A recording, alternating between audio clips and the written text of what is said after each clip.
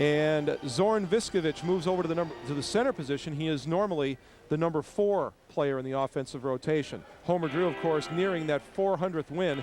He has 5 more to go. And for Western Illinois, their starting lineup for Jim Kerwin shakes out like this. The 3 wonderful guards, Creason, Buckingham, and Ackerman. He's listed as a forward, but as we well know, Bob Hallberg, the positions in college basketball are actually 1, 2, 3, 4, 5 now, not guard, guard, center, forward, forward. Well, I think in the case of Western here, Bill, you're certainly seeing a 3-guard lineup here, so somebody's got to be listed as a forward, but for all practical purposes, they're going with 3 out and 2 inside. Our officials for today's game. Eric Harmon was scratched from the lineup, I guess you could say, so Terry Anderson is here today, and our good friend Kenny Faulkner and Lamar Simpson here as well. So we're just about ready to tip it up here at Western Hall. Of course, the last time these 2 teams met was in the 1997 Mid-Continent Conference title game at the Mark of the Quad Cities. Valparaiso won that game 63-49 to advance to the NCAA tournament. And of course, Valpo gave Boston College quite a run in the NCAA tournament before finally falling to the Golden Eagles. Opening tip controlled by Western Illinois.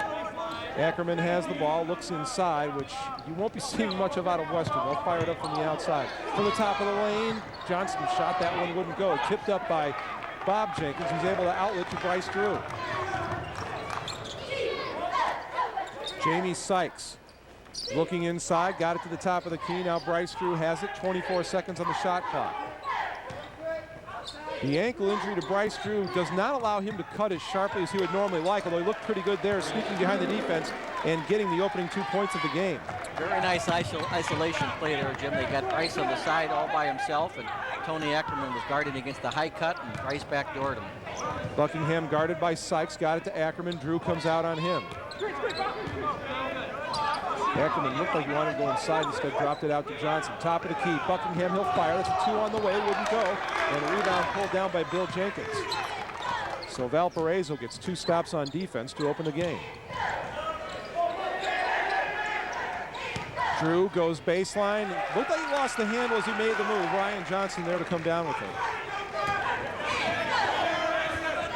Ackerman, baseline jumper. That one was well long, and now Valparaiso a chance to move out of the break. Jamie Sykes has the ball.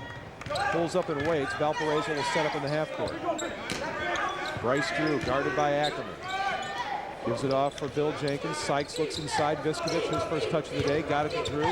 Dropped it off to Jenkins. 19 on the clock. Jumper on the way. That one won't go. And a nice rebound by Ryan Johnston. Western moves it up the floor. Creason gave it up for Buckingham. Now top of the key. Look inside. Johnston a nice catch, but he was bumped from behind by Viskovic. He'll pick up the first foul of the game. That matchup early underneath the basket is going to be a key one. Viskovic and Johnson, 2 big bodies down there battling for position. You see Brad Underwood there, the assistant for Western Illinois. More on him in just a second. Now here's the isolation. You're going with 4 guys outside, and you're putting Ryan Johnson in the hole by himself, where he can isolate against Viskovic and go one-on-one. Well, Western Illinois got the foul on Viskovic, then came back inbound and turned the ball over. So Valparaiso has the ball in a 2-0 lead. We played just about 2 minutes here in the opening half. And again, Ackerman hops out on Bryce Drew. Sykes goes into the lane, little touch pass to Viskovic, and going for a little ride was Jeff Alexander. He'll pick up the foul. Needed a saddle on that one. He looked like he was going forward for a ride on him. As you said, there's Sykes with a beautiful penetration. Johnson comes over to help out, and Jamie does a great job of recognizing Viskovic open underneath the basket. Would not have been an official ride in rodeo because you have to stay on 8 seconds. They switched to a 2-3 zone coming out of bounds now. This leaves Bryce Drew open on the perimeter when you go to that zone. 3 on the way by Sykes, and that's good. 5-0 Valparaiso up with 2.5 minutes gone here in the opening half. 6th three-pointer of the year for Jamie Sykes. Now Buckingham on the other end. Flips it out to Ackerman, and Ackerman looking very chic in the high socks look, which has come back in vogue after falling out of favor in the 80s. Creason, his first jumper of the day is good. Well, Jim, I was watching him work before the ball game, and that's exactly the shot he was working on. The whole 15 minutes warming up. Little pump fake jump shot going to his left. Well, Brandon Creason can flat out stroke it, hitting 42% from the field so far this season. And Bill Jenkins will get called for a walk. He couldn't break himself free of Jeff Alexander. So Western Illinois with the stop on defense. They're trailing 5-2 with 3 minutes gone in the game. Vilshinskis didn't have long to spend on the bench. He comes in for his first action of the game. Going to the bench was Bob Jenkins for Valparaiso. Western down by 3. Tony Ackerman looking for his first bucket of the game. Instead gives it up to Buckingham. Buckingham trying to find something inside. Nothing doing in the lane for Western Illinois. Everybody out on the perimeter. Jeff Alexander on Vilshinskis, puts it up. That one a little long. Rebound pulled down by Bill Jenkins. Now Jamie Sykes. He was cut off by Creason. Boy, Creason is giving up a big height advantage to Jamie Sykes, but has done a good job of guarding him so far. Ball goes out of bounds. It will stay in possession of the Crusaders. Jim Kerwin has led Western to the Mid-Con title game 3 years in a row, but they just haven't been able to get over the hump. Viskovich going one-on-one. A beautiful look to Vilshinskis. He couldn't finish it off. Second opportunity, he did. The two big guys in there now. Homer went to his bench early, and with the two Twin Towers in there, it makes it a tough matchup because you got Jeff Alexander at 6'5" on Western now, trying to guard one of those big 6'11", 7-footers. Turnover by Western Illinois. Bill Jenkins came up with it, and calling for the ball was Sykes. Jenkins looked up to see who it was, and in the process, turned the ball over. Homer Drew homing in on 400 career coaching victories, although if he gets to 400, he won't quite be able to have the same badge of honor that my partner has, because Homer's had to have more than one house to get his 400 wins, unlike you. That's an advantage to live in the same house. And you may be the only coach in the history of college basketball to get 400 wins and not move. I just didn't want to pay for that moving truck, Jim. 19 seconds on the shot clock. Western trailing by 5. Creason puts it up, and that one rattles in and out. Tipped by Ackerman, wouldn't go. Drew comes away with the rebound, and you can see him labor a little bit as he comes up the court on the tender ankle. Sykes, 3 on the way. That one off the back of the rim. Rebound pulled down by Buckingham. 15.5 left in the opening half. Western Illinois with the ball. They're trailing by 5. And you hear the command coming from Jim Kerwin. Our position is right next to the Western Illinois bench. You'll hear the Western coaches throughout the game. Tipped up and kept alive and knocked out of bounds. Last touch by Bill Jenkins. Valparaiso off to a good start in the game. They have a 5-point advantage. It is 7-2 in favor of the Crusaders. 15-14 remaining in the first half.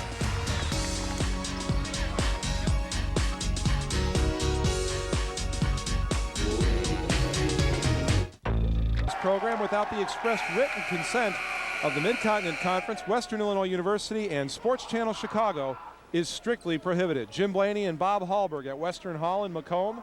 7-2, Valparaiso has the lead over Western. One of the reasons why Valparaiso hitting 50% of their shots, and Western Illinois 13.5, not 13.5, 12.5, rounded up to 13. Well, also what's interesting is Western is going to have to hit, because the way the pace of the game is going early now, Valpo is running them.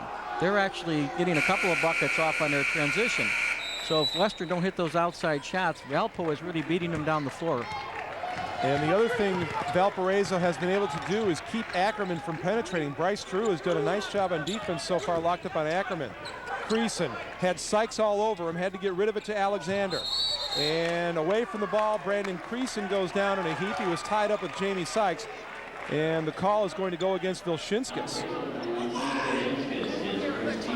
First foul on Vilshinskis, team foul number 2 on Valparaiso.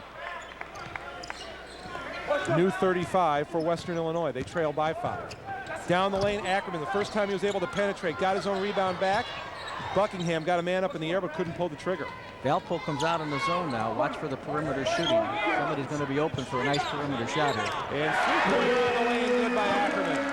That's one of the disadvantages, Jim, of going into that zone on an out-of-bounds play, particularly against an outside shooting team like Western. It leaves all 3 perimeter shooters somewhat open against the 2-3 zone. And that's standard, Bob, correct, is where a team will change up their defense on an inbounds play? I didn't like it that much when I was coaching, Jim. I didn't like, I thought, you know, I wanted the players to play real solid man-to-man defense regardless of the situation. Of course, sometimes you do get burned on the man-to-man out of bounds. Bob Jenkins dished it off. Before he did, he was fouled by Mark Buckingham, who didn't have position. You see the penetration here. He gets a nice head faking around him, comes over, and was a nice pass underneath the basket, but little contact before he got rid of the ball.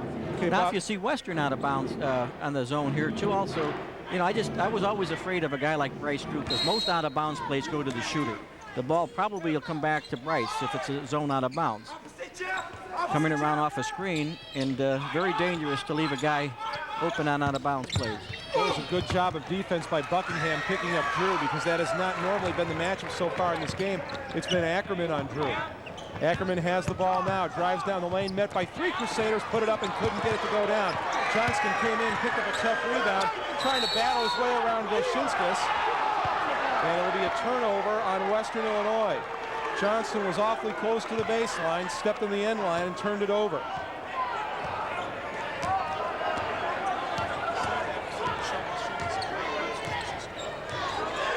Western Illinois has closed it down to a 2-point game. Vilshinskas, the entry pass from Drew, and a block by Johnson on Vilshinskas. Western Illinois an opportunity to tie the game. Creason working on Sykes, couldn't break free with the screen and switch. Inside now, Johnson turns toward the baseline, puts it up, we're tied at 7. I know Western is very pleased with the way their inside game is developed. Earlier in the season, Johnson was having some problems. He's really come on in the last 2 victories over Eastern Illinois and Bradley. Now Vilshinskas will try and return the favor. He leaned in with the elbow. Jim Kerwin wants the call, won't get it. It's a bucket for Vilshinskas. He has 4, and Jim Kerwin might have a point. I remember chasing those referees down the sideline a little bit like that. A little bit more relaxed over here. Well, Jim Kerwin has to keep a muzzle on a little bit. Had open heart surgery during the offseason. Johnston bumped off Vilshinskas. He'll put it up and in, and now on the other end line, Homer Drew is wondering where the call is. Well, for 2 teams who are known for outside shooting, we're seeing an awfully good battle inside the last couple of times up the floor. Both of them are having a difficult time stopping each other, Jim. They're two big guys in there, and they're both playing behind each other in the low post area, and they're having difficulty keeping the ball out of each other's hand. When you line up in the low post area, this little push off by Johnson there, got a little elbow in. Little push off, that was right in the throat, Bob. Well, a hard push off then, little in the throat. Now here's what I watch, Bryce Drew coming out of the screen on an out of bounds play. Anytime you see your best shooter taking the ball out of bounds, the ball usually ends up getting back in their hand. They're not taking it out to pass it, they're taking it out to be the recipient of a screen.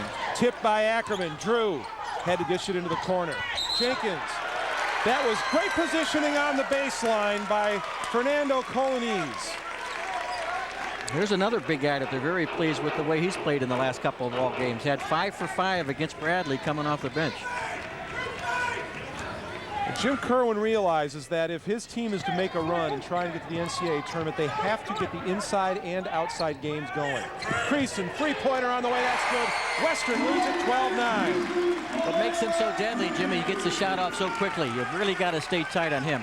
If you're Sykes, you can't sink or sag or help out. You got to spend all your time overplaying Creason. Western Illinois, their biggest lead of the game at 3 points. Jenkins kicked it out for Sykes. He's trying to get rid of Creason. Baseline jumper. That one rattled in and out. And Western an opportunity now to tack on to their lead. 11:48 remaining in the opening half. Western leads Valpo 12-9.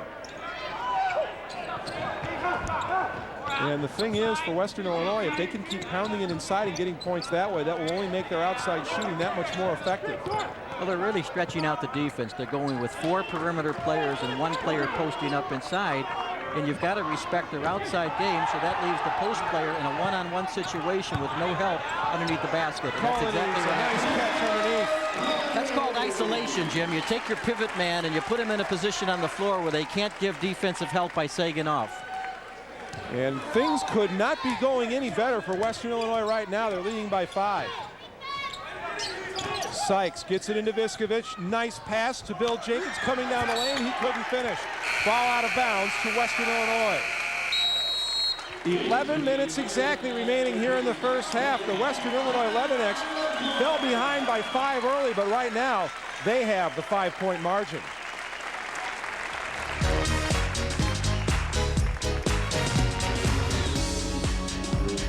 Instruction, it's probably along the lines of keep doing what they are doing. The gentleman in the middle of the screen is Jim Kerwin's top assistant, Brad Underwood, and one of the I guess the more fun things about coming to a game at Western Illinois is Brad Underwood is by far the loudest assistant coach in college basketball. I am sure at some point in the game, since we are sitting right next to the Western Illinois bench, you will hear Brad.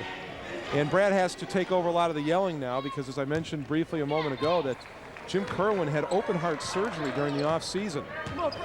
And he says he's feeling fine and everything is well, and he leaves all the yelling up to Brad. I think he's done his share of yelling so far too, Jim. I don't think he's leaving it all up in Brad's hands. Colonies backing in on Viskovich, couldn't finish off the shot. The foul is going to go on Viskovich.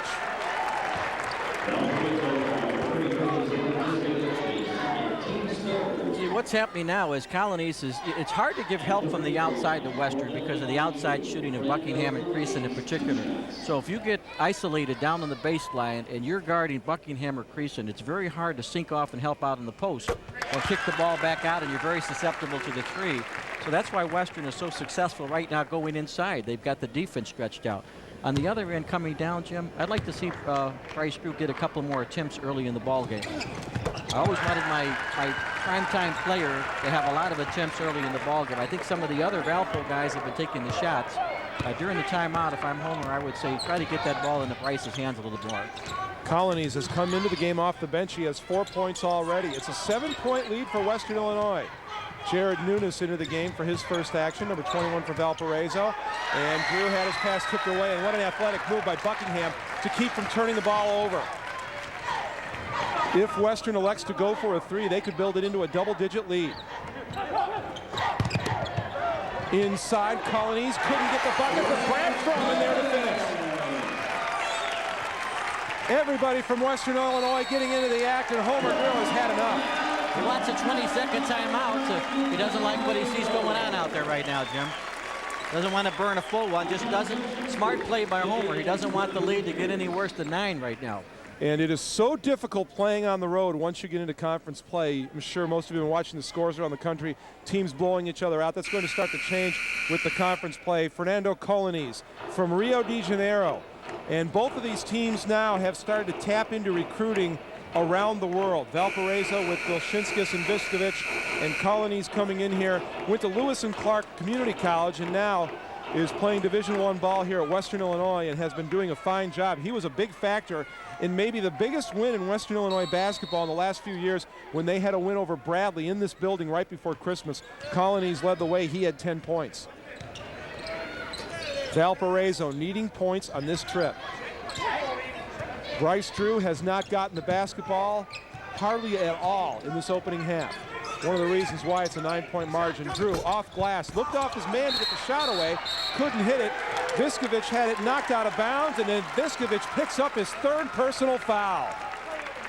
Give Tony Ackerman a lot of credit for shutting down Bryce Drew early in the ball game, Jim. He's all over him. He's really playing good denial defense. A huge, huge occurrence for Valparaiso, although Homer Drew at the moment making no move to get Viskovich out of the game. He has to be careful. Right now guarding Colonies. Mark Buckingham looking inside. Vilshinskis just anchoring in the lane. There's no one to guard because all the Western players are on the outside. Then Froman got around him. Vilshinskis made the block. Held ball, the arrow pointing in favor of Valparaiso, so the Crusaders will get the ball back. Oh, Froman made a good move there. He got the bigger, slower guy to come out and guard him on the perimeter, gave him a head fake and went right around him. That was a good offensive move. Valparaiso needs to figure out a way to get Bryce Drew free. They have not been able to do it. Got open for a moment there, but Ackerman came right out on him. Vilshinskis turn dish. Nunes, that's on the way for 3 and good. You've got to have that kind of play coming off the bench to spark you. They're going to need to get some help on their bench tonight. Freshman from Hopkins, Minnesota. The lead is 18-12 in favor of Western. Froman with a nice catch and give the assist to Sean Doles. Not only is Western Illinois leading in this game, but already Jim Kerwin has used about everybody on his bench. And he's going to bring Creason back into the game, and the ball goes out of bounds. Last tipped out by Western Illinois, so Valparaiso will keep possession. 26 seconds on the shot clock. Creason checks back into the game. And going to the bench will be Mark Buckingham. Well, those 2 twin towers inside give Valpo a lot of strength inside. Drew was fouled as he put the shot up. Ackerman doesn't like the call, but it's the right call. First foul on Ackerman. But at the other end, Jim, sometimes what you run into is defensive matchup problems. I think Valpo is having a tough time with the smaller, quicker Western players, particularly when their forwards go out on the perimeter. So Bryce Drew, 81% free throw shooter. Last year was one of the best free throw shooters in the entire country.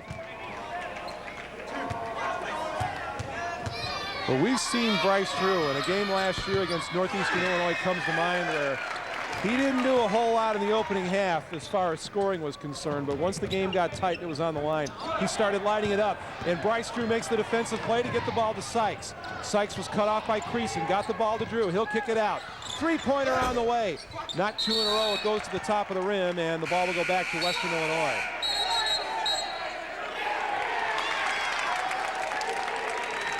I think they got the big guy with an elbow there. Well, Jim Kerwin certainly saw it. So did Kenny Faulkner. Second personal foul on Vilshinskis. So both of Homer Drew's big men running into a little bit of foul trouble, and Vilshinskis picked up a technical. That's what the call was. Will that count towards him fouling out? It has been a little bit active, I guess is the word we want to use, on the inside. All the big guys have gotten involved with an elbow here and an elbow there. I don't think anything flagrant or anything intentional. It's just been a battle inside.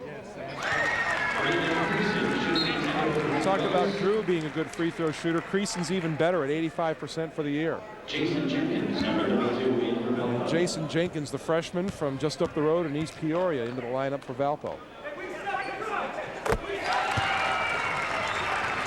Watching Bryce Drew closely, Jim, I think he's certainly not 100% over that ankle injury yet. It's hurt his lateral quickness down a little bit. He seems a little slow moving laterally.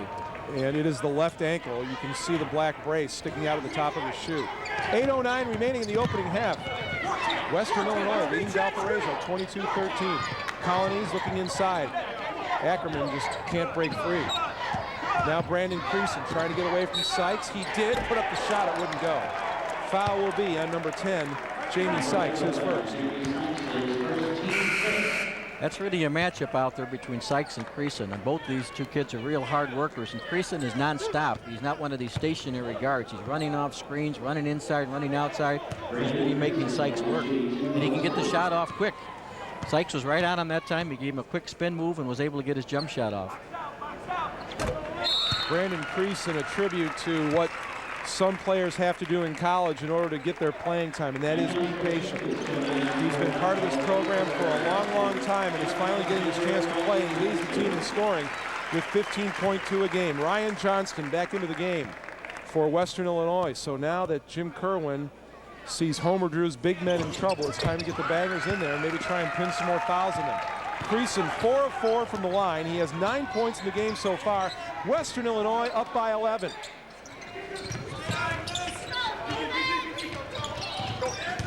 Drew with Ackerman all over him.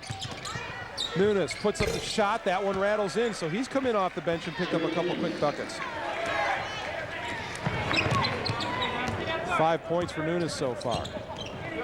Creason spun away from Drew for the moment. Just look at how spread out everybody is. You got a real wide, Western Illinois with all their shooting just stretches out so far. And you put that big Johnson down in the hole, he's a big target down there.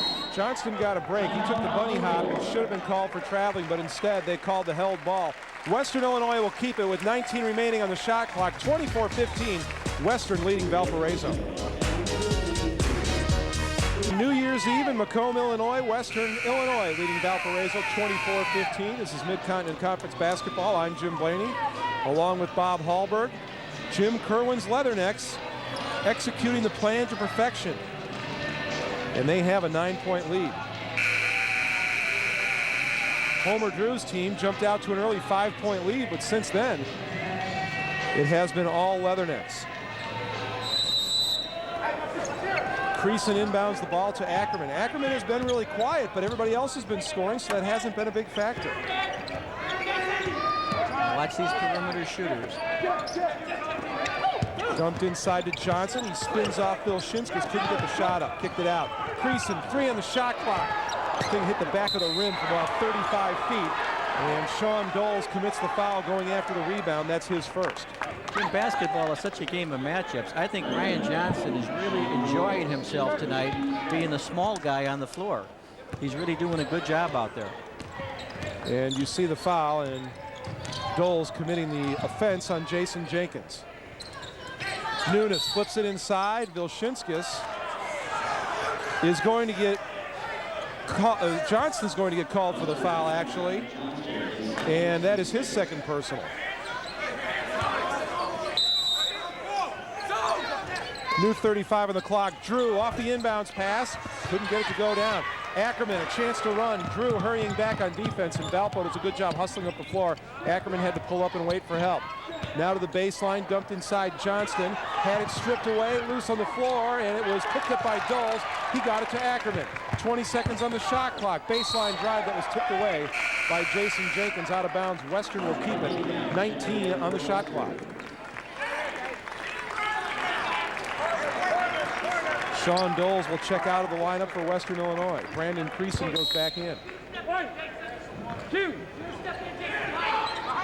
6.5 minutes remaining in the opening half. Western Illinois leading 24-15. Well, now Valpo's in a 2-3 zone right now, probably trying to take on the out-of-bounds play, keeping the ball from going inside. So that time they actually zoned him. Foul will be on Jason Jenkins. See, the defense is really stretched out, and they continue to. It's no matter what size post player you are, Jimmy, you're asking for trouble sometimes when you play behind that post man. I'd like to see a little bit more denial in the post area to keep the ball from out of his hands. Once they get the ball in low, they're tough to stop. You just about have to foul them. So now Homer Drew has to decide how he wants to go. Does he try and maybe go to a quicker lineup and run up and down the floor a little bit with Western, or just keep trying to wait out what has been perfect execution by Western Illinois? Ryan Johnston hits one of the 2 free throws. Western Illinois leading by 10. Jason Jenkins, his first shot attempt, that was a free that wouldn't go, and Vilshinskis just taken down, and even though Jim Kerwin doesn't like the call, it is the right one. Ryan Johnston was all over him. That's a big foul because now that's 3 on Johnston.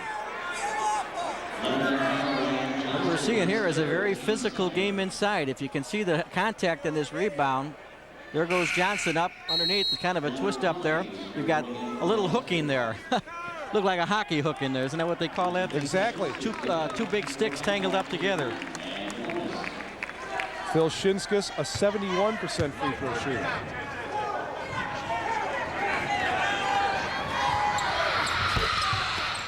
I think these two big guys are used to playing each other from past Western Illinois and Valpo contest in the championship games. They're really going at it down low. And this has to be a very difficult game to officiate because neither coach extremely pleased with the way the calls have gone, but I think the officials have done a rather nice job because it's been rough on the inside. Western leading by 9, 25-16. Colonies kicks it out to Ackerman. Ackerman again shut off by Drew. And Drew comes down to double team, left Ackerman free, didn't pull the trigger on the shot. Goes into the lane, and it's going to be an offensive foul on Ackerman. Very good call.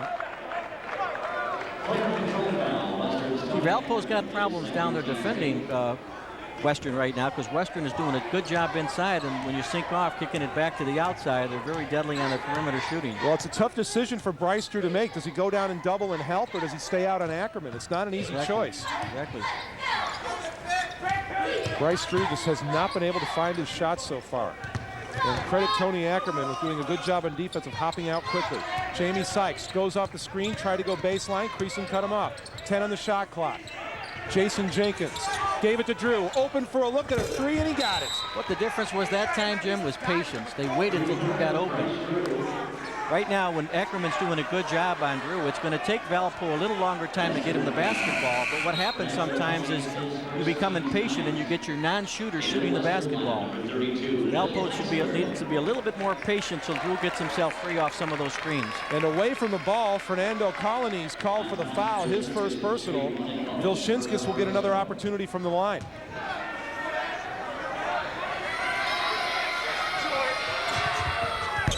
Bob, do officials try to get control of the game? Well, this crew does a very good job, Jim, of calling it tight. You know, you're not going to do a lot of pushing down there with 3 veteran officials on the ball game like these guys. And any contact inside, they're going to call it tight. They don't. I know all 3 of these guys. They don't let a lot of contact go in the paint. Jamie Sykes fires a 3. That one wouldn't go. If he would have gotten it, it would have been a 7-point possession for Valparaiso. Sykes goes down to the floor, had half of the basketball, and the possession arrow facing in favor of Western Illinois. And sometimes, Jim, you've got to adjust to the type of officiating you're getting from night to night. You can tell early in the ball game, this crew is not going to let a lot go down in the paint. We're going to call it tight, and that's why we got some of the big men in foul trouble now, and they have been fouled. Let's keep an eye on Bryce Drew off the inbounds play. And you'll notice almost every time he cuts to the weak side after the inbounds, trying to work his way free. Drew finally got free, fakes a shot, kicked it out, top of the key. Jason Jenkins off the back of the iron, rattled out, and even the little guy's getting involved inside now as that one goes off of Bob Jenkins out of bounds. Great play by Bill Heisler. Watch this. Heisler, 3-pointer, that one won't go. Rebound pulled down by Vilshinskis. 4:45 remaining in the opening half. Western leading by 5. Drew starting to get into the flow. Vilshinskis will set a screen. Drew couldn't pull the trigger. Sykes instead will pull it down. Valpo, about their norm for shooting 3-pointers. Although Western, the times they've pulled the trigger, they're shooting 50%. Vilshinskis double team. Nearly had it swatted away, had to get rid of it. 10 on the shot clock. Sykes down low. He was absolutely hammered by Colonies. Check that. The foul is going to go on Bill Heisler. Well, Sykes ends up down in the low post on this, doing a good job of posting up Heisler.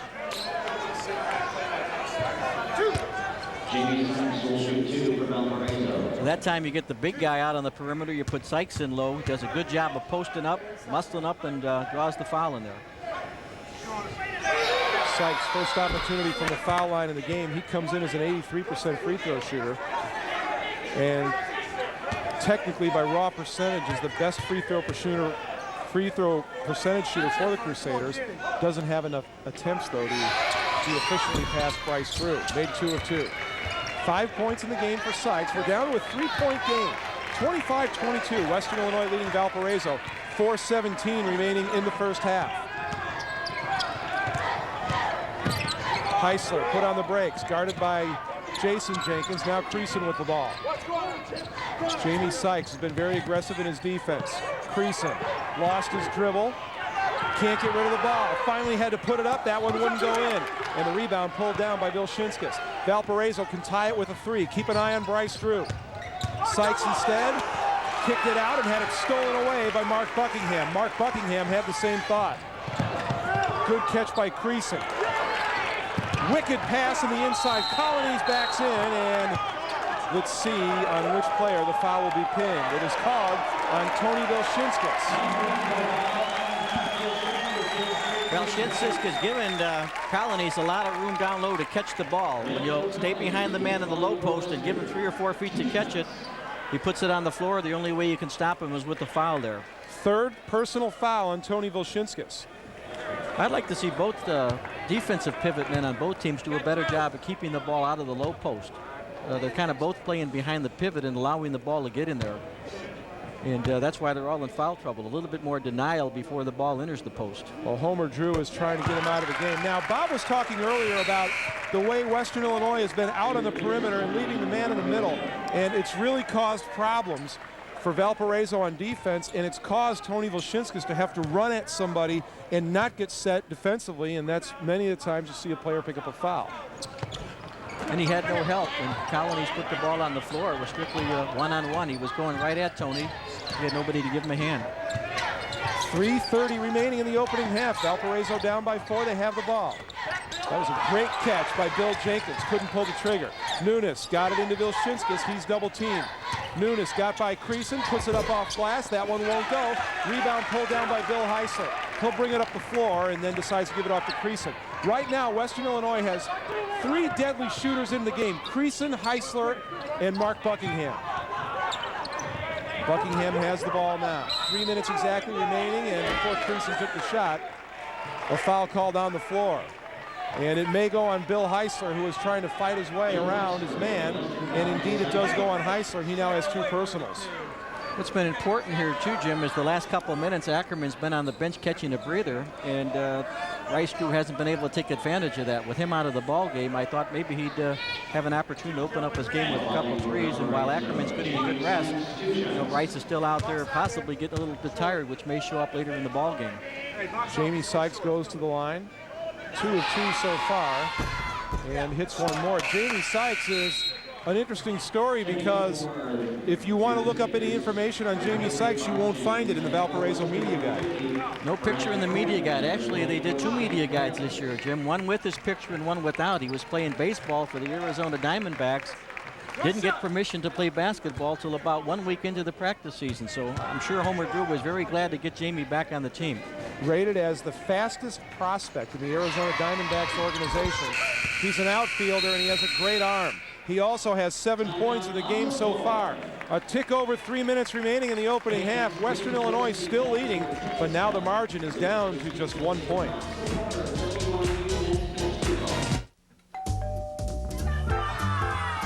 Behind every door, there's a party.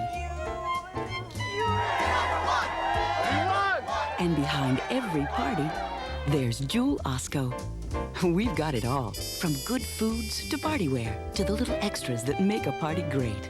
All you need, all under one roof.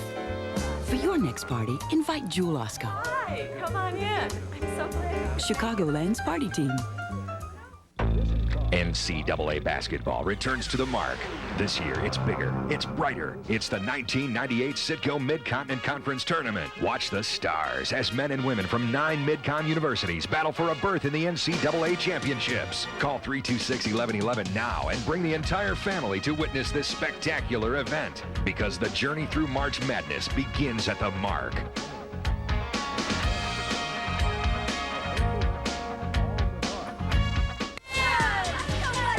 Sports Channel's coverage of Mid-Continent Conference basketball is brought to you in part by First National Bank.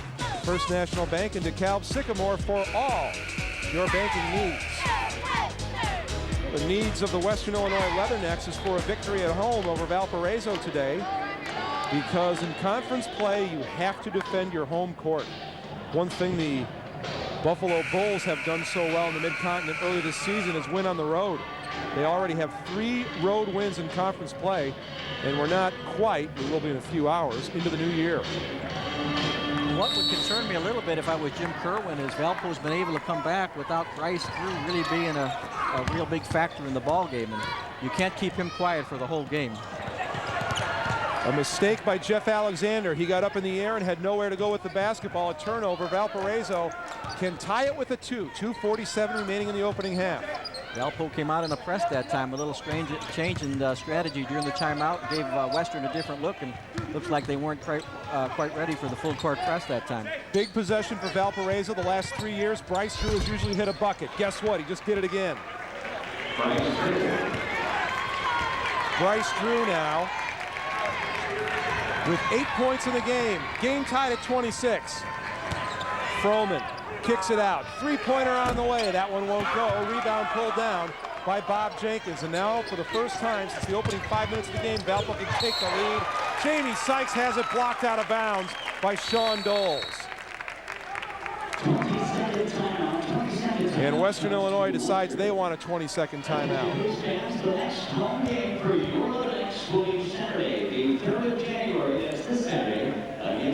That's a great block. Usually from the side, you're going to get called from the foul. But a good call by the official. Sean Doles got nothing but basketball. Watch this. That's an excellent block. The Leathernecks have not been beaten in this building all season long. And, of course, their last time in this building was their victory over Bradley back on December 21st, a 56-50 win. Western Illinois' first win over Bradley since the 1935-36 season. In other words, a long time ago. The feeling was in Macomb that was a great night for the community. It was beating the guys from up the road in Peoria. Jim Molinari's team, which he has another good team this year. Nunes drives baseline, gets rid of it, 14 on the shot clock, Sykes into the lane, kicked it out, Drew open for a three. Here it comes, that one off the front of the rim, knocked around, the rebound pulled down by Doles. 1:46 remaining in the opening half. Game tied at 26. Creason decides to slow down the pace. Froman looking inside. A very small lineup in the game right now for Western Illinois. For both teams, Jim. Both teams have all their big guys out at the same time. This is the first time we've seen these two combinations out there. Second three-pointer of the game for Brandon Creason. He has 12 in the contest. And already nearing his average of 15 a game. Western leads it by 3 as we near the final minute of the opening half.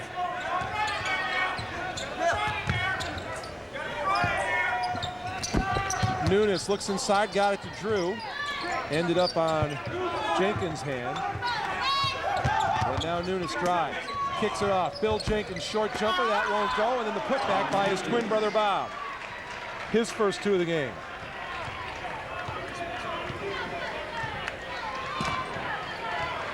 (29-28), Western Illinois leading Valparaiso. Western wants to add on to their lead. Valparaiso will get at least one more possession before the half is out. Creason, a tough pass, and he threw it right into the hands of Nunes. Nunes comes down the floor, kicks it off into the corner. Three-pointer on the way from the lefty. That one will go off the side of the iron. Batted up and pulled down by Bill Jenkins. Puts the shot up, it wouldn't go down. Rebound by Jeff Alexander. Western Illinois will now play out the final 14 seconds of the half, working for one more shot. Leathernecks lead it by 1. Creason dished off on the baseline, but Jeff Alexander traveled before he made his move to the hole. 3.6 seconds remaining in the half, and this situation has Bryce Drew written all over it. 2 years ago in the Mid-Continent Conference Tournament, Drew hit a shot from three-quarter court. Drew couldn't get to the ball. Creason, top of the lane, and won't hit it. Here goes Drew again, and that time the luck was not with him. It was high and wide. One half of basketball gone here at Western Hall, and the homestanding Leathernecks fell behind early, came back and took a double-digit lead, but as the teams head to the locker room, Sergeant Rock's guys are leading 29-28. This half to see Bryce get a few more attempts at the bucket. Well, we hope so. Ackerman's a very good defensive player. We just know how to hit some of the easy shots that we missed, but you have to credit Western Illinois. They've done a very good job on their defensive end. I was pleased at the end of the half we were able to get to 3 guards and start to develop a little more ball movement, but we got to get some inside action to go with the outside action. Good luck to you in the second half, Hey, Coach. good to have you back. Back to you now, Jim. And there is Bryce Drew, son of Homer. And one of my favorite stories in college basketball is when Homer Drew recruited Bryce, and he did have to recruit him. Homer's only caveat was, I get the last visit. And Homer Drew actually went outside of his house, knocked on the door, and came back in. And therefore that started the official visit. I think there was a couple illegal meals involved there too that the mother was preparing, wasn't there, Jim? You know, I would have to think that's got to be somewhat of a nightmare, is recruiting your own son just for that reason. I am sure there's a bunch of rules and regulations regarding that. And what if his mother didn't want him to go there? Huh? Would that create some family problems? Well, he's got a real problem. Well, obviously Homer Drew has done a good job of keeping the guys in the fold because his son Scott is one of the assistants. We opened the second half with a foul on Bob Jenkins, his first of the game.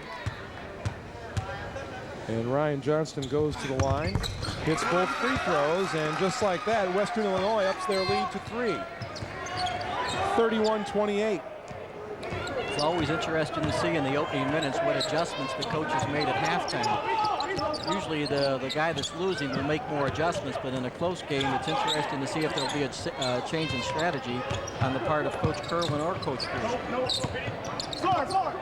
And you would have to think that Jim Kerwin told his guys, just keep doing what you're doing, and that is going to be a foul on Tony Ackerman, and that's a big foul on Ackerman, as that's his 3rd personal foul.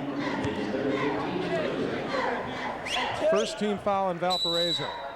Here comes your out-of-bounds play again. Gotcha. Rice will go to the weak side probably for a jump shot. Bryce Drew open for a three. He had to put it up a little higher than maybe he wanted to. Viskovich came away with the rebound. Now Sykes down the lane, dumps it off to Zoran Viskovich, but that is going to be an offensive foul. Come on, Jeff. You need some help? 31-28, Western continuing to lead. Here's another look. Jamie on the penetration comes right down the lane. Beautiful position. Good call, but anytime you take a charge like that, you can see the end result. You've got a player down injured. We can't see exactly what the number is from over here, so. I think it's Alexander, I believe. You are correct. Jeff Alexander, the junior from Lincoln, Illinois. He had a huge game also in the game against Bradley. He picked up 14 rebounds. It's a major factor.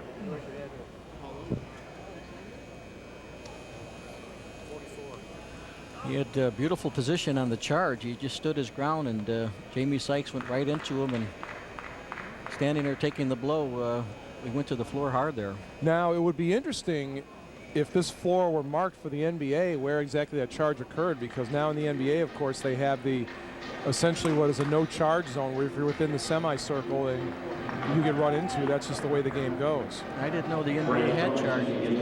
That was good point. As long as the ball goes into the basket. Well, as long as you complete the play sometime before the week is over. Let's get another look at it. Ryan Johnston got position on Jamie Sykes as Jamie Sykes drove the lane. And from the way Johnston went down, you would think that he hit his head on the floor. And a little bit hard to see there. Of course, Viskovich came down on top of him as well. He had about 3 players stepping on him while he was down there.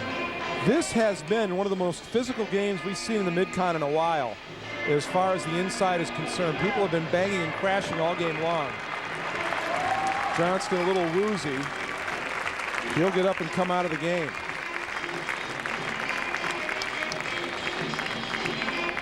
Now, Western Illinois only has 1 scorer in double figures for the season. That's Brandon Creason.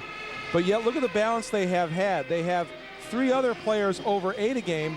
And after this, they have 2 other scorers over 7. So it really has been a balancing act for Western this season. And Ryan Johnston, who is now going to the locker room, a key part of that at 8.5 a game. Or Jeff Alexander, excuse me.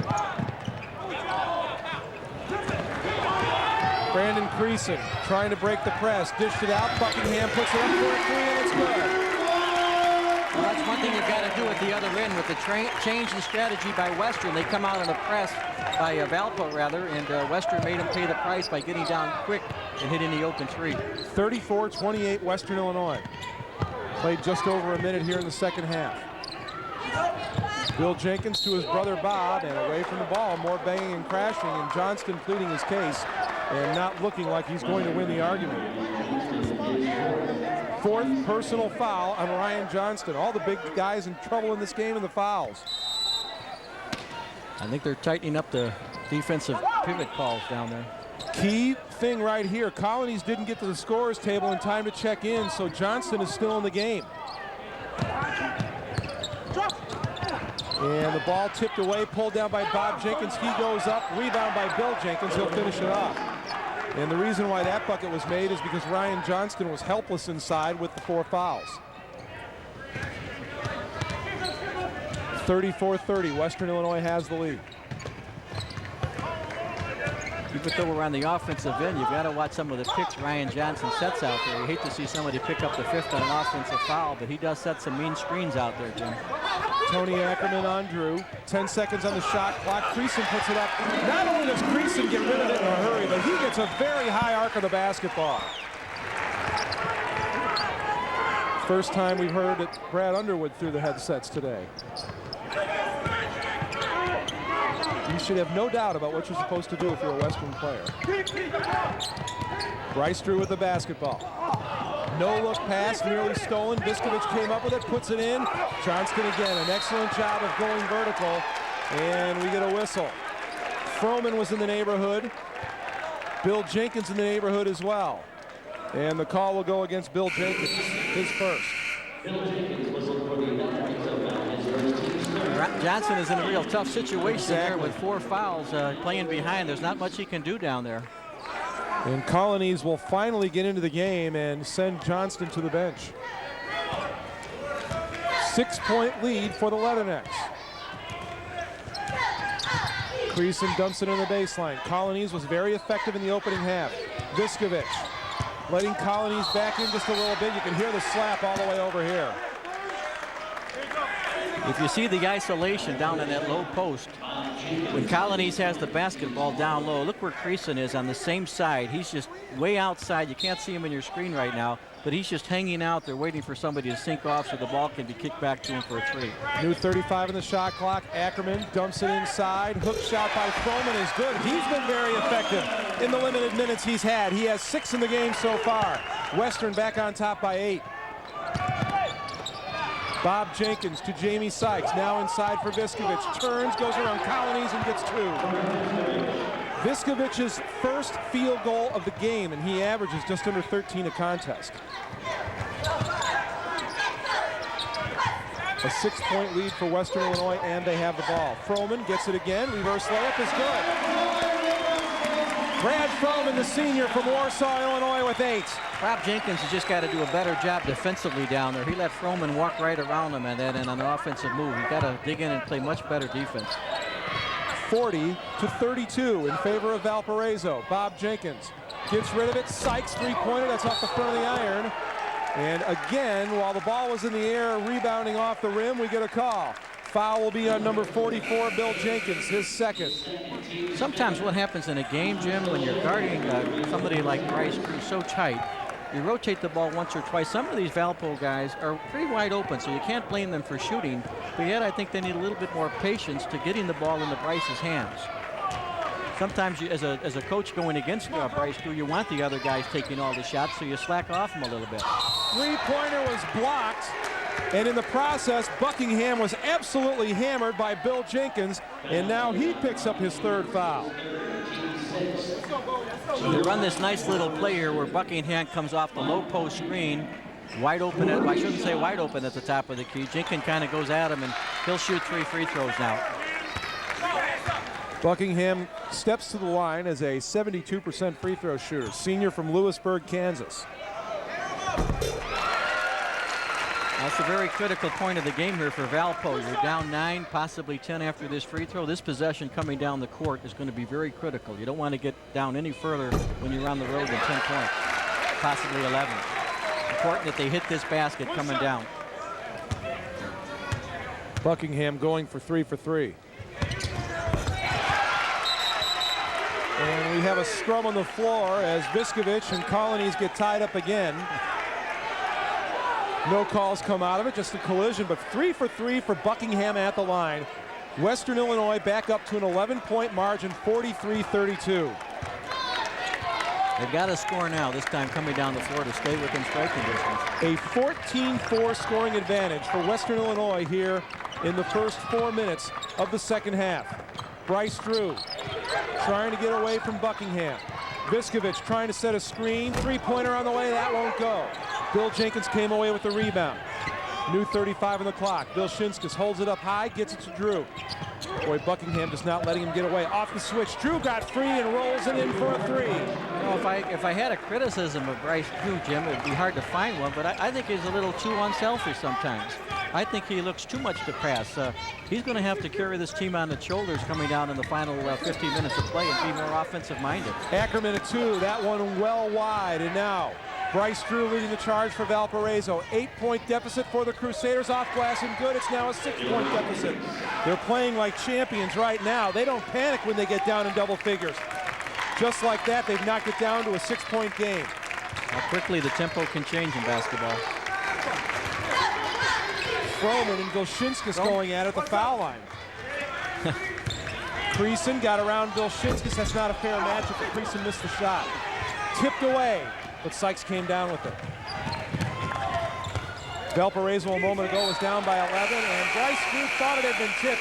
He had his view screened off, couldn't see the basketball coming, thought it might have been tipped, but that was not the case. Turnover on Valparaiso.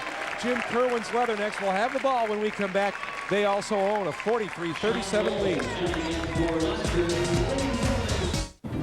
Delta, British Airways, Northwest, KLM, United.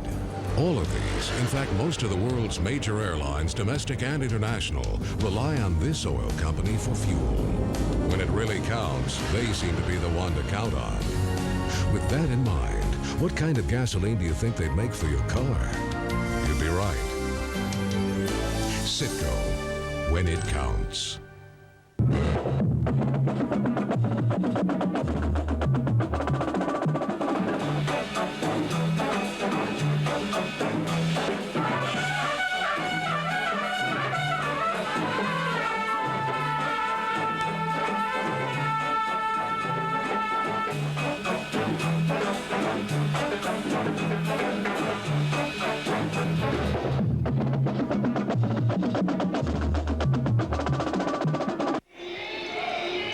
Sports Channel is about to get an attitude adjustment. On January 28th, Sports Channel becomes Fox Sports Chicago. The same award-winning Blackhawks, Bulls, and White Sox coverage, only now with Fox attitude. It's a take-no-prisoners approach to sports in Chicago. Fox Sports Chicago, home teams, Fox attitude. And the winning attitude for Western Illinois so far in this game, they have come out smoking here in the second half, hitting on 2/3 of their field goals. And what was a 1-point Western Illinois lead at the half at one time was 11, but now Valparaiso has shaved it down to 6. And a big reason why is Brandon Creason. 14 points in the game so far. Western has the ball and a 6-point lead. Ackerman looking inside, couldn't force it into Colonies. 20 seconds on the shot clock. Colonies away from the basket. Top of the key, got it to Sean Doles, couldn't shake his man. Colonies now with 12 in the shot clock. Ackerman again looking inside. Instead, he'll back it out and reset. Might want to watch for Brandon Creason. 5 in the shot clock. Ackerman will take it. Shots in the way. That one is no good. And coming from the weak side and skying to get his hand on the ball was Sean Doles, last touched by Zoran Viskovich. Ball out of bounds, a new 35 to Western Illinois. About all you could want in a possession except for a basket there by Western Illinois. They used all the clock. Tipped out of bounds by Viskovich. It will stay in the possession of Western Illinois. Let's see what Western does off the inbounds play here. Creason's going to get a little room to work with. I would imagine that Western Illinois, even though 14 minutes remaining in the game, they want to run a little clock off in each possession, make sure they get a pretty good shot. Sykes jumps out on Ackerman. Creason, nice catch in the corner. Got a screen, got away from Drew, made a nice pass to Colonies. But Vilshinskis did a good job of recovering. And battling his way down the baseline was Colonies.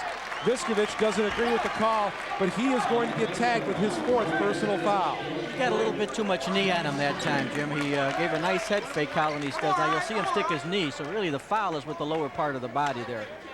And he's kind of claiming to the referee, I had my hands up, but it depends on what you're doing with your knees also.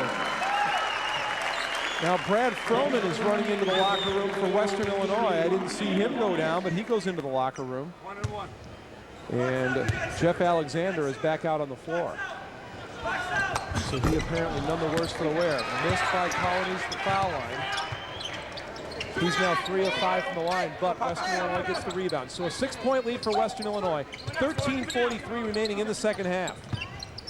Both of these teams are so well coached offensively. You're seeing very few bad shots, if any, in the ball game. Creason fires. That one no good. Tipped up and rolls around. Credit the basket to Sean Doles. I don't think he really got a hand on it, but he was in the neighborhood.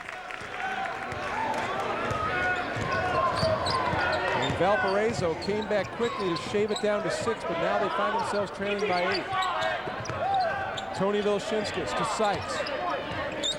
Ackerman is still on Drew. Oh, did Bryce Drew do a great job of getting away from Tony Ackerman. He got the ball, got the bucket, and the foul. It's the same play they started out the game with today. What they do is they isolate Bryce Drew on the weak side there where there is no help, and he fakes like he's coming high for the ball. There's no help because all the offensive players are above the free throw line. You give him that baseline all by himself. He backdoor cuts, and there's nobody to help him there. Foul is on Alexander. Bryce Drew's reputation as a three-point shooter was what got him free. He started to move out toward the baseline, and Tony Ackerman did what any of us would have done. Made sure they guard him on the 3. Drew put on the brakes, cut back to the basket, got the bucket and the foul. 5-point lead now for Western Illinois. They have the ball. We're under 13 minutes remaining here at Western Hall. Colonies goes off glass, couldn't finish it off. Viskovich got it, but Colonies able to flag it down before it went out of bounds. Doles into the lane. kicked it off to Ackerman, and he'll reset the Western offense.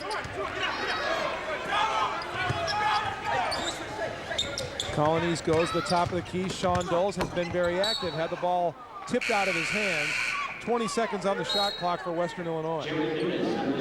Jared Nunes will check back into the game for Valparaiso. And Zoran Viskovic will go to the bench as Homer Drew tries to get a little more mileage out of the 4 fouls already on Viskovic. Bill Shinskis is playing in the game with 3. Colonies turns it over. Valparaiso trying to chop into a 5-point lead. Drew leading the break, kicked it out. Nunes 3 on the way. Off the rim, Nunes got back his own rebound. Tossed it a little long for Sykes, loose ball. Bryce Drew couldn't get there, out of bounds. Last touch by Jeff Alexander.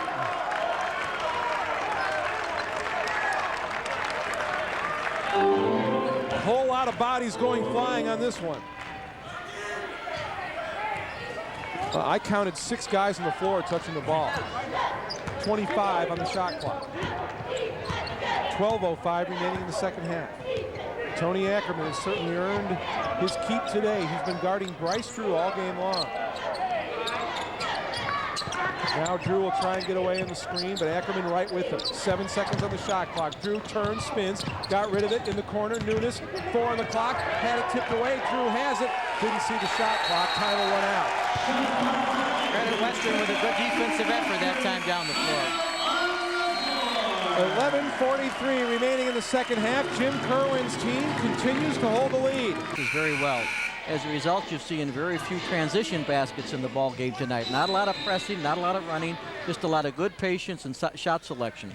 Well, Homer Drew will get 400 before the season is over. What's on his mind is, will he get 396 today? Sean Doles with the basketball for Western Illinois. Now Ackerman gets it back just inside the half-court line. Under 11.5 minutes remaining here in the second half. Western with the ball in a 5-point lead. Doles drives baseline, got the ball stuck on his hip, and he traveled. I think this is the first time today we've seen this guard combination in there for Valparaiso, where they've got Sykes, Nunes, and Bryce Drew all in the game at the same time. I think they're trying to open up a little bit more outside game. Bill Jenkins with the basketball. Picked up his dribble in a little bit of trouble, got it off to Drew. He'll drive down the lane and had everything he could do just to keep control of the basketball. Now Drew has used up his dribble and is in trouble. Got it to Nunes. Now Sykes with 12 on the shot clock. Wanted to go to Vilshinskis, got it to him. Double team came over, and even though Jenkins made a nice cut and got the ball before he could get the shot off, we'll have a foul, and the foul is going to be called on Bill Heisler, number 32.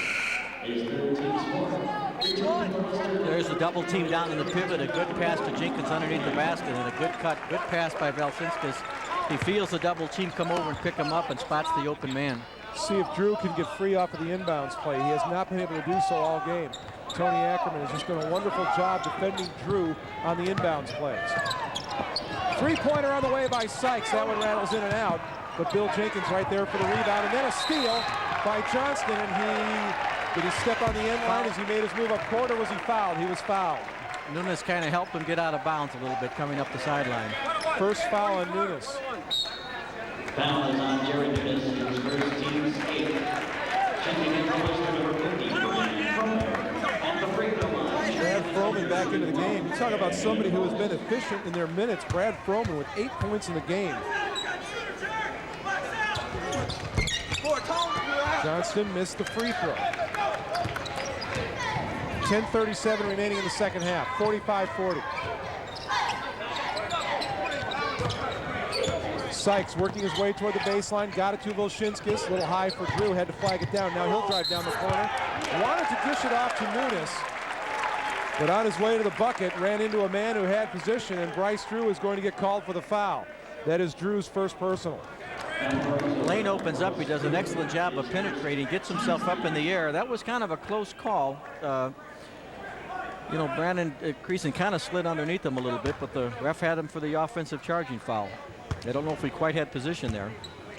Creason will go to the line. He's a perfect 4 for 4 so far today. Has 14 points in the contest. And at 5'10", has picked up a couple of rebounds as well.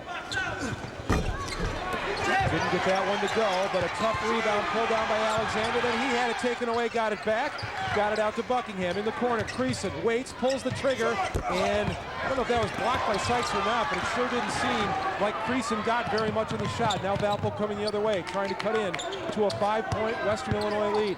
Bill Jenkins shut off by Alexander. And now Nunes gets the ball to Jamie Sykes and away from the ball. We will have a whistle.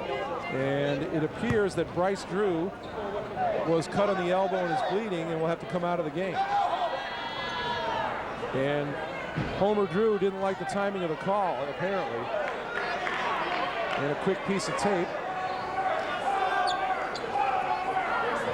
ought to do the trick. And of course, Jim Kerwin asking the question now, doesn't he have to come out of the game? One of the things I like to see, the referees really relaxed that rule a little bit. A couple of years ago, Jim, if you got a scratch on your nail, you're out of the ball game, and sometimes you could have to change your uniform. And Brandon Creason is coming over because he was pointing to his lip, and he may be bleeding inside his lip. So Zoran Viskovic is going to check in for Valparaiso. Keep an eye on him. He is playing with 4 personal fouls. And the game is being held up now while Creason tries to stop the bleeding. And there was no way they were going to make Creason go out of the game after they let Bryce Drew stay in. So one of the advantages of having 2 big pivot men in foul trouble is Homer's now trying to alternate the 2 of them. So Valsinskis and Viskovic are both spelling each other with the foul trouble. Under the halfway point of the second half, Valparaiso trailing by 5. They have the ball. Jared Nunes looking inside, got it to Viskovic, made a quick spin move down to the baseline, put it up. He was fouled by Froman. Froman picks up his first person. Well, with Western's 2 big bodies, Colonese and Ryan Johnson both on the bench, you can see the height advantage underneath, where Froman, a little bit smaller, has just a little bit more trouble with Zoran Viskovic down low. From your coaching days at Chicago State, do you remember a player at the University of Wyoming named John Summers? When you took a team up there to play? I don't believe we played against him. Stocky guy, but anyway, that's who Froman reminds me of. Has just that big block build to him. If we played against him, he probably didn't do much that night. I usually remember the guys that, if 20 or more points are the ones that stick out in your mind. He was on that team, I believe, with Dembo and Lechner when you took Chicago State up to Laramie. Yeah. Those names I remember. 45-42. Western Illinois with the lead. And I'll tell you what, Brad Froman, you might want to give him some more minutes because whenever he's been in there, he's been putting in points. He now has 10 in the game. That's what you call making the most out of your opportunities. 5-point lead again for Western. We have seen Valparaiso show spurts of squeezing off points in a hurry. Nunes, 3-pointer on the way, that's good. Second 3-pointer of the game for Nunes. Well, the matchup between Froman and Viskovic is very interesting because at one end you've got Viskovic posting him up, but Froman is quicker than Viskovic at the other end of the floor. He likes being guarded by Viskovic because he goes right underneath his armpit, being a smaller guy. He only averages 5 a game, he has 12. Valparaiso down by 4 again. Now at this end, you've got a height advantage down there. So they're really going at each other. Jim, they're both having a difficult time stopping each other. Viskovic is too big, Froman is too quick. And they're having a matchup problem in the low post. Froman was discovered in a gym class last year. He's from Warsaw High School, which is where Bill Heisler is from as well. And apparently Jim Kerwin leaves no stone unturned in his recruiting. A pretty good catch on the move by Bill Jenkins. The Western Illinois crowd wants Jenkins to be called for a foul, but the call is going to go against the Leathernecks. I think you'll see it was a good call here because as he came down, they go right across. And no, naturally, it's very hard to get up for a jump shot when somebody's got you locked up by both wrists. Ackerman picks up his 4th personal foul. Well, Warsaw, Illinois is a pretty good place to look for players. They are the defending state Class A champs here in the state of Illinois. And they had a wonderful run to a title last year, and Bill Heisler was a big part of it. And I believe Brad Froman's younger brother was on that team. 21 seconds on the shot clock, 49-47. Western has the lead. Valpo can take the lead with a 3, or they might be able to tie it here. Bill Jenkins went for the jam. He was fouled on the way up. Alexander was in the area, but the foul will go on Froman, his second. Jenkins just gets the baseline, and it's a quick move. He's too quick for Froman on the baseline. Same thing down low. You see Froman come over, and he doesn't get there quick enough, and Jenkins uses his athletic ability to get around him and draw the foul. Bill Jenkins can tie it at the line. Well, so much for that. He can now pull Valpo to within one. Ryan Johnston back into the game for Western Illinois. And Brad Froman goes out. What a job he's done. Bill Jenkins had a huge game earlier in the year against UMKC. 20 points and 12 rebounds. That was the only other conference game that Valparaiso played. Second free throw by Bill Jenkins is good. 7:58 remaining in the second half. We have a 1-point game in our hands. Homer Drew's crew trailing by the point. Looking at freshman Marko Punda of Valparaiso from Split, Croatia. He has a rather famous cousin that you may know a thing or two about. He happens to play for the Chicago Bulls and wears number 7. Tony Kukoc, the cousin of Marko Punda. And Punda, another one of the players that assistant Scott Drew has recruited for Valparaiso. He's made a few trips over to Europe to recruit players. And Scott Drew now has somewhat of a pipeline going with Europe. That's Scott Drew over there on the right. And he has recruited another European player to come to Valparaiso next year, Ivan Vucek, playing junior college this year, a 6'10 forward from Croatia. So Scott Drew recruited Vilshinskis, recruited Viskovic, recruited Punda, and has another European coming in next year. Johnson, baseline jumper, that's good. Western builds their lead back up to 3 points. 51-48 Leathernecks. And the chess game that is evolving in this game is quite interesting because the coaches are reacting to the moves the other guy is making because of the foul trouble. Sykes spins away from Creason, hangs in the air, puts up a shot, couldn't hit. Bill Jenkins came down with the rebound, tried to fight his way back up and couldn't put it back up and in. Mark Buckingham is claiming the foul, but it's actually going to be called an Alexander. Excuse me, Bob. Jenkins has just did a great job on the boards tonight. I mean, he's really using his quickness, exploding to the boards. He's not standing there on the shot. He's following up every shot, very active around the boards. Coming down the stretch, Jim, it's going to be interesting. Let's keep our eye on Bryce Drew just to see what happens in the final 4 or 5 minutes of the ball game. Most players, and I think you've pointed it out in the past, where Bryce has been kind of quiet for so many minutes of the ball game. Then when the game gets on the line in the last 5 or 6 minutes, you really see those players come to the surface. Drew has 14 in the game. Jenkins has now missed 3 consecutive free throws. The ball will go back to Western Illinois. Things are just not going the way of the Valparaiso Crusaders at the moment, but Western Illinois has not been able to pull away. Johnston turns, goes to work, goes off glass, and gets 2 over Vilshinskis. 11 in the game for Ryan Johnston, a 20-second timeout called by Valparaiso. The Leathernecks lead it by 5. I know that play was caught right from the bench here by Coach Kerwin. He went right down low, knowing Johnson's got some good offensive moves, and Vilshinskis is in foul trouble, so they're kind of going right at him to see if he's going to guard somebody down there low. Bryce Drew, an All-American candidate, and a candidate also to be drafted by the NBA next year. We'll talk a little bit about that in a minute, but he's been the Mid-Con Player of the Year the last 2 years running. Tourney MVP the last couple of years, has international experience, and 287 career three-pointers for the all-time Valparaiso lead, and he needed 112 points coming into this game for the all-time Valparaiso scoring lead. And I talked about him being a little quiet. Wouldn't you like to be a quiet player with 14 points in the ball game? Exactly. He'll fire it up over Ackerman. That won't go in. Tipped out of bounds from behind by Bill Jenkins.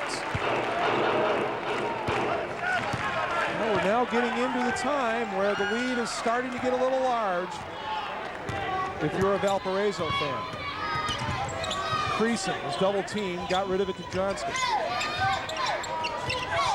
Each possession becomes extremely important at this point of the game. Well, Western wants to squeeze off a little time and get points. That would be a perfect possession of the basketball. Alexander guarded by Vilshinskas. 10 seconds on the shot clock. Buckingham got rid of it. You saw the look at the clock. Alexander fired it up and missed. So Valparaiso gets a stop on defense. 6 minutes remaining in the second half. Valparaiso has the ball. They trail by 5. And the battle continuing underneath away from the ball. Tony Vilshinskas is going to get called. I think you'll see Johnson kind of bait him into this foul. He comes down and takes his position, and that wasn't really brutal that time, Jim, but it was a good acting job by Brad Johnson there. Ryan Johnson, I should say. 4th personal foul on Tony Vilshinskas. So now Vilshinskas and Viskovich with 4. And right away, Homer Drew pulls Vilshinskas out of the game and will put Viskovich back in. There was contact there, but Johnson just did a good job of going back on his legs and faking the foul there and kind of talked the referee into that one a little bit. A good veteran play. So Viskovich coming back in now. And Jim Kerwin's team a chance to add to their 5-point lead with Johnston at the line, where he is 3 of 4 in the game. Those arms get a little tight on those free throws when you get down to the final few minutes. And they're so important here. You got a chance to pick up 2 free ones. You want to get up there and hit them both. At least he comes away with one of them. And a 6-point lead for Western Illinois. All of a sudden, a defensive change in assignment here late in the ball game as you see Buckingham on Drew now. It has been Tony Ackerman throughout most of the game. Viskovich backs in on Johnston, turns and rolls it in. Zoran Viskovich with 8 points in the game. They have all come in the second half. 5.5 left. Western leading by 4. Johnston goes up. He was hammered. Foul is going to go on number 44, Bill Jenkins. Johnson's having a great game. He's got Jenkins, a smaller man, on him in the post this time, and see very good penetration in the pass down low. Once you get your man in the air, a lot of bad things are going to happen to him. Well, all the time in the low post, Jim, I was always a great believer. You have to keep the ball out of that area. You've got to do a better job of denying it before it ever gets in there. When you play behind post players and let them catch the ball, half the battle is done. The only way you're going to stop them usually is foul them or hope that they miss their shot. So I never liked to see my post players playing behind the post man. I wanted them side fronting them, get the hand out there for denial, and keep the ball out of that area.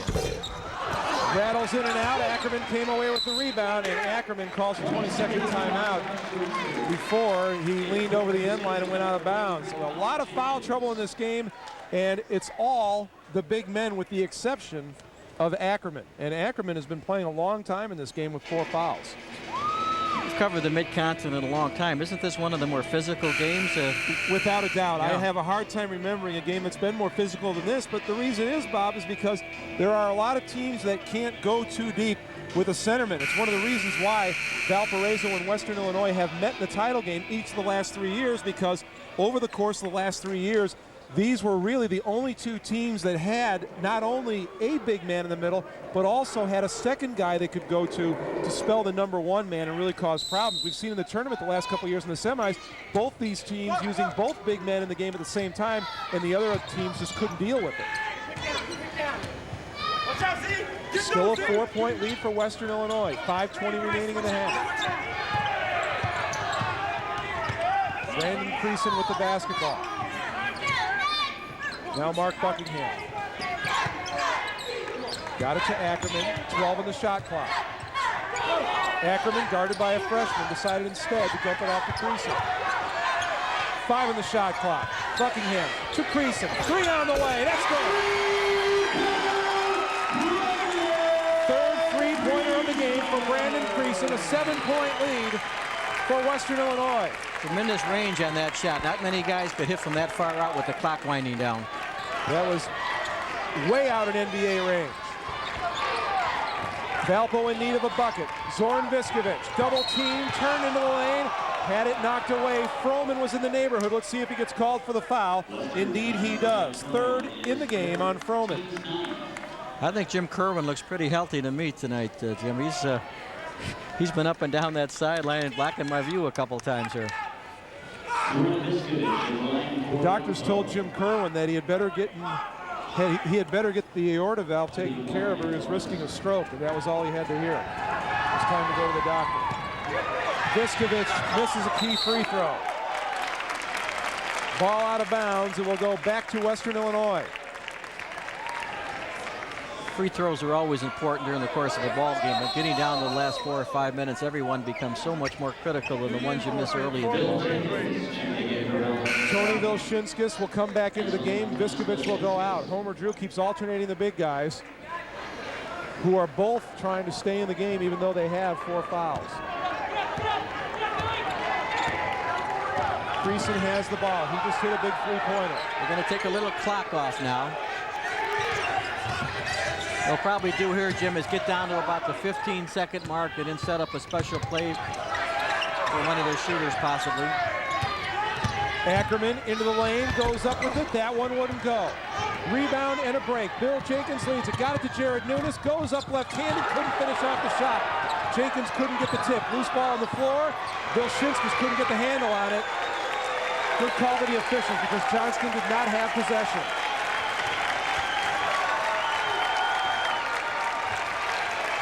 They're going to show a little bit of patience now, try to spread out the Valparaiso defense. Use up some clock now. What you want in this situation is the clock is your enemy right now. Johnston a little short with that one. Bryce Drew with a big rebound for Valpo. Crusaders trailing by 7, 3.5 left. And Jim Kerwin just can't believe that Mark Buckingham committed that foul. Neither can Buckingham. Well, it's just tough to put the best free throw shooter, one of the best free throw shooters in the conference, and there's no doubt about the foul there. A good hesitation move by Bryce, and when you put him on the line, it's almost an automatic 2, and you're nursing a 7-point lead. And you want Valparaiso to earn every basket coming down the stretch. You don't want to put him up there with no time running off the clock and cut the lead from 7 to 5. You see Valpo's numbers from the foul line. Bryce Drew 2 of 3 so far in the game. The NBA scouts last year projected Bryce Drew as a junior to be maybe one of the guys that could possibly get taken in the second round. He's looked at as a Steve Kerr type of player, a guy who'll be able to come off the bench and maybe fill it up and get you some threes. 3.5 minutes remaining in the second half. Western Illinois leading by 5, 57-52. Along with Bob Hallberg, I'm Jim Blaney, coming to you on New Year's Eve from Western Hall, where Western Illinois leading Valparaiso 57-52 with 3.5 minutes left. I would suspect that those guys are going to be up rather late tonight. Jim, that last sequence of plays gives you a nightmare as a coach. Western's got the ball. They're up 7. The coach calls a delay. They get the ball to Johnson. It wasn't a bad shot, but maybe at that point of the game it's forced a little bit. They missed the shot, come down and foul Bryce Drew. Now it's a 5-point lead. Valparaiso looking for a big stop. Western Illinois looking to build their lead back up. Loose ball. Johnston not only got to the ball, but shielded it off. Timeout called by Western Illinois' Johnston before he hit the floor. And a very big play. Western will keep possession. They'll have 23 seconds left in the shot clock. And Nunes took one right in the shoulder as he went to the floor. Watch Johnston as he goes to the floor. Not only go for the basketball, but also shield the ball off. Watch, this is a great move. I think they do that fumble drill, doesn't it? It's one of the NFL fumble recoveries drill. You put the ball out there, pounce on it, put your body between the ball and the defensive man. He looks like he played some football. Looks like a tight end. Now, do you go for an out-of-bounds score here, or do you go to run some clock off? I'd throw long, bring it back out, get some clock off. Ackerman trapped in the corner, picked up his dribble, got it to Johnston. 18 on the shot clock. Johnston working on Vilshinskis, spun away from him, lost the basketball. Sykes came away with it. Valpo gets there, stop on defense, trailing by 5 with 3 minutes remaining in the second half. Here comes one of your special plays now, which you work out in practice, probably a screen for Drew.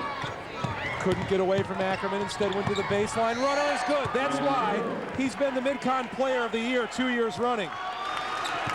They needed a bucket, and Homer went right to Bryce Drew there with a good screen, good penetration jump shot. When you're trying to get to the top of the league, as Western is, One of the things you have to do is you have to win your home games, especially if you can beat the best team in the conference. Johnston gets 3 for 2. 14 in the game for Johnston. A 5-point lead for Western Illinois. Homer Drew wants another timeout. That was too easy of a score that time down the floor, Jim. You can't let the ball get right inside for a layup in a critical point right after Bryce Drew hits the shot. Kind of puts him back in the game within 3, and you let Johnson come down and get a layup at the other end of the floor.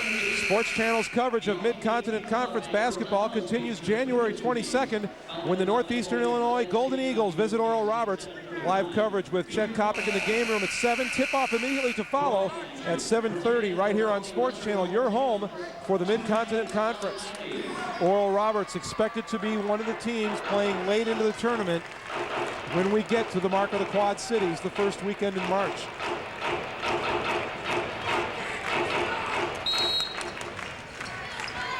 Bryce Drew has all eyes on him. He's double teamed, and Johnston did a good job of picking him up.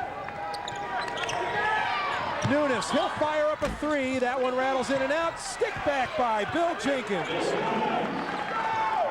Back down to a 3-point Western Illinois margin. 2 minutes exactly remaining in the second half.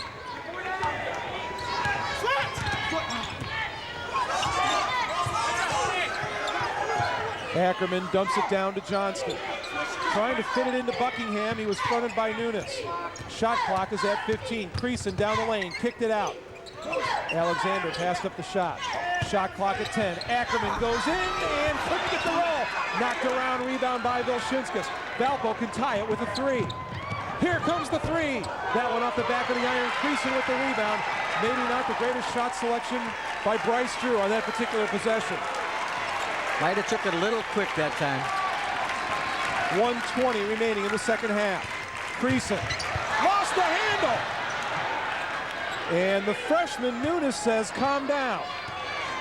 A wise piece of advice. Valpo wants another timeout. 1:08 remaining in the second half.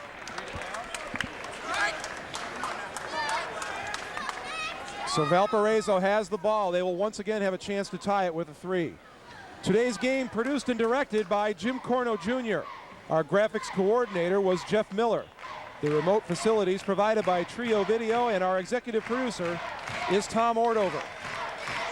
Always an interesting call to see what you come out of a timeout with in this situation. Down 3, 1:08 left to go in the ball game. You don't need a 3 right away, although the 3 will give you the tie. You could possibly go for a quick 2, then come down to the other end of the floor, take your chances playing good defense on Western Illinois, and possibly take your chances there on the clock. I look for them to, well, I think what you tell the coaches, you have a couple different options here. You got a shooter like Bryce Drew. If he's open, you're going to give it to him. But you want to come down and attack inside right away, get the 2-pointer, and take your chances. Now you're only down 1 with a minute left to go in the ball game. Well, you see the Western players who may be shooting the 3s in case they need one. And I feel that 3-pointers made is more important than 3-point percentage, because your 3-pointers made, the leaders are the guys who squeeze off more than they're used to shooting them. And Bryce Drew, not only with 20 on the season, but has 2 so far in the game. Jared Nunes also has 2 in the game.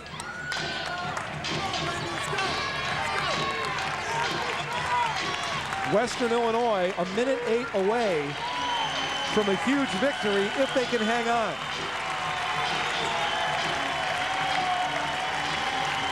Interesting to see now what Homer drew up in the timeout. Is he going to go right down low and try to get a quick 2, or set up the 3-point shot to tie it? Remember, he does not need a 3. Plenty of time left. Drew guarded by Ackerman. Now Sykes trying to work his way free. Got to the baseline. Johnston didn't have the speed to keep up. He did a great job. Drew was pushed by Tony Ackerman as Drew made his way to the basket, and that's going to be number 5 on Tony Ackerman. So the double whammy for Western Illinois. Not only does Drew nearly get free, but Tony Ackerman picks up his 5th foul. And quite frankly, a rather disappointing game for Tony Ackerman today. Only had 3 points. A triple whammy, though, Jim. Not only a double, but a triple in the fact that you're putting Bryce Drew on the free throw line on his penetration there with the clock not moving. So the biggest advantage you have coming down the stretch if you're behind is scoring points with the clock not moving. So he makes these, and you can usually count on Bryce to hit them both. We're going to put Valpo in a situation now where they're only going to be down one with 55 seconds left to go. Now here's a key substitution by Jim Kerwin. He puts Bill Heisler into the game, and this guy not only shoots threes well, but shoots them well under pressure. So Jim Kerwin gets the shooters into the game. Drew will come to the line. His free throw percentage today in this game right on his season percentage of 81%. And that foul on Ackerman could hurt in the last 2 minutes, in the last 54 seconds, I should say. He's the guy that's been really doing a good job on Bryce and making him work for every shot. Inside of 1 minute to go. It's a one-point game. Western Illinois has the lead and the ball. Heisler has trouble dribbling the basketball. Drew came up with it, saved it. Johnston had it for a moment. The ball rolls out of bounds. It will be long to Valparaiso. Now what you'll see here is all the Western players leave Heisel way in the backcourt all by himself. He had no target to throw it to, but dribbled with his head down, turned his back. Bryce Drew with a heads-up defensive play. Didn't we see a play like that in the introduction to the game today? A steal by Bryce Drew coming from the weak side. Same type of a play there. And a danger for Jim Kerwin, and it happened in a tight game. He had a freshman handling the basketball. It results in a turnover. 41.6 remaining. Western Illinois leads it by a point, but Valparaiso full timeout remaining for each team. Valparaiso trailing by 1. They have the ball. They have the possession arrow. And for those of you tuning in for Best of NCAA Football Weekly, we welcome you to Macomb. Jim Blaney along with Bob Hallberg. Mid-Continent Conference basketball. As Western leads it by 1. The 3-time defending conference tournament and regular season champs trying to pull one out. And Bob has talked about it a lot. We'll point it out again. The inbounder will be Bryce Drew. Keep an eye on him after he puts the ball in bounds, because you would have to think the play will be set up for him. Everybody on Western pointing where Bryce Drew is, so they were aware of it as well. They're in a zone here coming out of bounds, which again could leave Bryce open for a jump shot. Drew pulls up from 12, got it. Valpo leads by 1. The danger of playing zone again out of bounds sometimes, Jim. You're going to leave the good shooter open. Creason is the best shooter on the floor for Western Illinois. He has the ball. Dropped it down, battle for the ball. Alexander lost it, trying to get it back. And a foul is called. 14.1 seconds remaining. The foul is called on Bill Jenkins. That's his 5th. He's out of the game. Good pickup in the post. He gets around it, and Jenkins just gets bad position, gets his arm in there for kind of like the hook, and Jeff Alexander just did a good job with his big body down there, gaining possession of the ball off the floor. Couple big free throws here coming up. 7 points for the senior from Glendale, Wisconsin.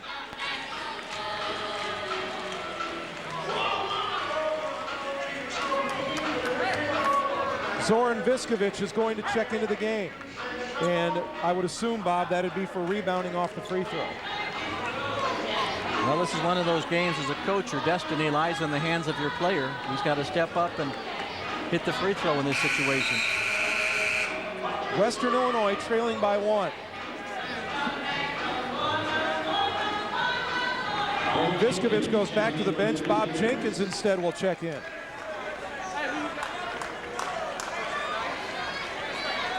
Jeff Alexander comes to the line. He is 0 for 1 from the line, and remember, he had the melon scrambled a little bit earlier in the game and had to go to the locker room. 67% free throw shooter coming into the game. Short. We are tied at 60 apiece. Homer Drew decides to use his final timeout. And Jim Kerwin seeing 14.1 long seconds on the clock. This free throw becomes so big because it changes the entire strategy around. We're tied at 60. We're back for the finish after this.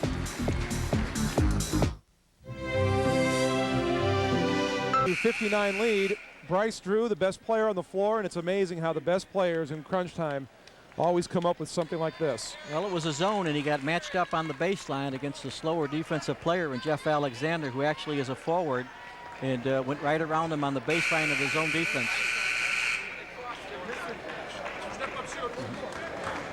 Jeff Alexander will go to the line for one more free throw. All eyes will be on Bryce Drew if Valparaiso gets the basketball. You would have to think he'll be the one taking the shot. Whether they are down by one or tied remains to be seen. Alexander to answer the question. And the response is 61-60 Western Illinois. Bryce Drew has the basketball. You don't want to foul Bryce now. Put him on the line. Drew spins, fires for the win, got it! 6 seconds remaining. Mark Buckingham from half court. That one's long. At the buzzer put up, and we have a foul called. Foul call on Bryce Drew. A foul called on Bryce Drew with 1.3 remaining. First of all, let's look at Bryce Drew coming down the floor, spinning away. You know what, Bob? His foot may have been on the line. I think it was. I think that's what Coach Kerwin's calling right now. Now Here we got the last play where the ball's a scramble. Buckingham picks the ball up, and Bryce just about automatically kind of runs into him. And they're really an attitude down at the other end. And they correct the call. Homer Drew can't believe it, but I'll tell you what, it's the right call. And son Scott comes to get Father Homer. The score has been adjusted to 62-61.